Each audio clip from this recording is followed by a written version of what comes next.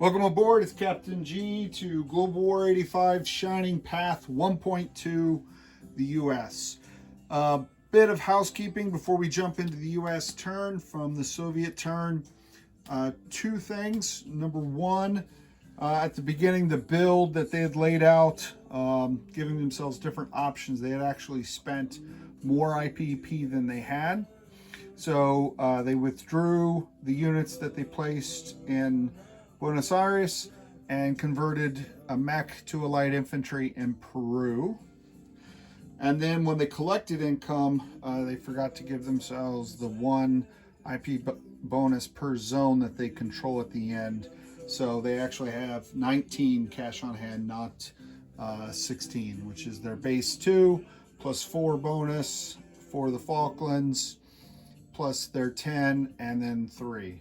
So those housekeeping corrections done. We'll move directly into the planning phase. So first off, counterinsurgency in Chile. They successfully placed an insurgent. So I'm going to use this little spy icon to represent the CIA's efforts to support a counterinsurgency with funding to roll 2 more dice. And then for U.S. diplomacy, so that was in Chile. In Venezuela, the U.S. State Department is going to try to convince the Venezuelans that they need to fight on the side of peace and freedom. And we're investing behind that effort as well. So that gives us black dice for Chile, the CIA, green dice for the State Department, Venezuela. That gives us 3 dice in each nation. We're looking for 10s or higher for success. Okay, sadly, all the successes were in Venezuela, none of them in Chile, and that has ripple effects on my turn. In Chile, I got a 158. So, as a result, the CIA failed, and that makes Chile go by the way of the Soviet Union, and I will replace this with the light infantry, and I will replace this. I don't know if I have that ready. No, I don't. Yes, yeah, I do. Good enough. All right, it's not the sculpt I wanted, but I haven't finished cleaning up from failsafe yet, so I happen to have a Soviet fighter.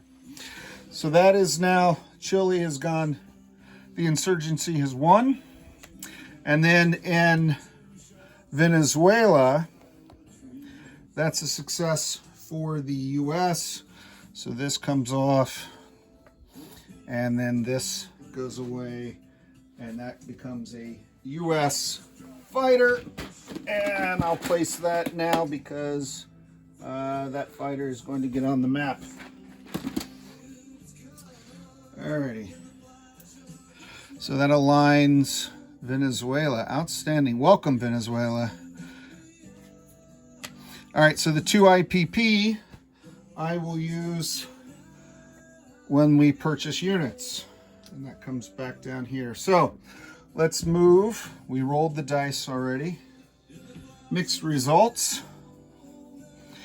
And we'll move to our purchases. So the CIA 2 and the State Department 2. So with the successful diplomacy, then we can use this to buy something, and we're going to buy a paramilitary in Venezuela. That's 4 of our 20. That leaves us 16. We're going to spend 6 on a nuclear attack submarine, 3 on a frigate, 4 on a mech, and 3 on light infantry. So 7, 10, 16, 20. All right, combat. Well, 1 combat was contingent on successfully bringing Chile into the fold. So that is not the case. So we go to our alternative combat, and that is a lone cruise missile fired from Sao Paulo, 1-2, towards the mechs down in Patagonia. And that's the only combat. Everything else is going to be non-combat this turn. So this is 1 die, 5 or less.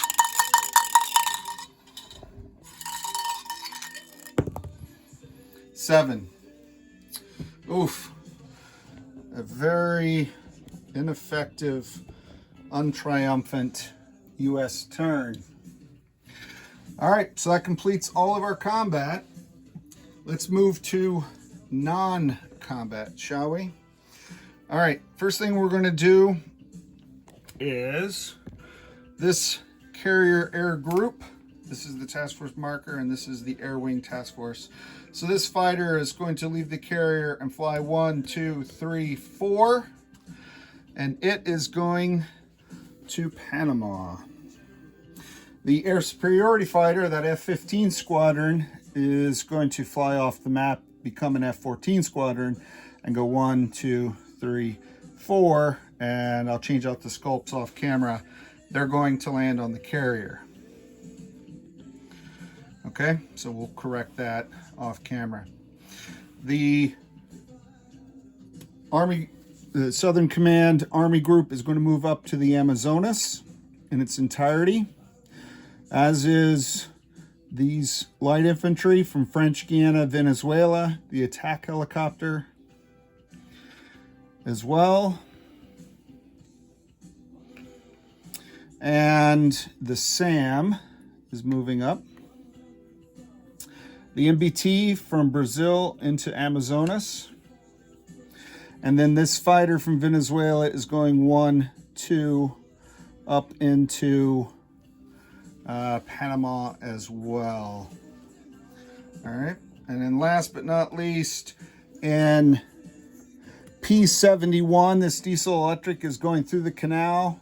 1, 2, 3 down to A41 here. Oh, the A-10. The A-10 that was with the Army Group is not going to Amazonas. It's going to an air base. It's going to fly 1, 2, 3, 4 into Panama. And I'll do a disposition of forces at the end to recap all of these changes, as well as the rebranding of fighters and F-14s and F-15s. That's all of our non-combat. Let's place units. So we place the paramilitary from the Venezuelan diplomacy. We're going to add the nuclear attack submarine and the A-43, as well as the frigate, to that fleet. Okay. And then the mech and the light infantry are going into Panama. Panama. All right. And then that's it for non-combat. Those are all the units we have on the map. Let's go directly to collect income. And we have a starting base of 5. A wartime bonus of 17, that's 22. And we add 1 for Venezuela. That increases our base to 6. So 23 IPP cash on hand. And I had 3 cruise missiles at the start of my turn. I fired 1 at Sheep in Patagonia and missed. And then I built a cruise missile, so I end up with 3 cruise missiles as well. Turn it over to Tabletop Tactician and turn 2.2 in the Soviets. This is Cap 2.1 Soviets. This is Captain G, over and out.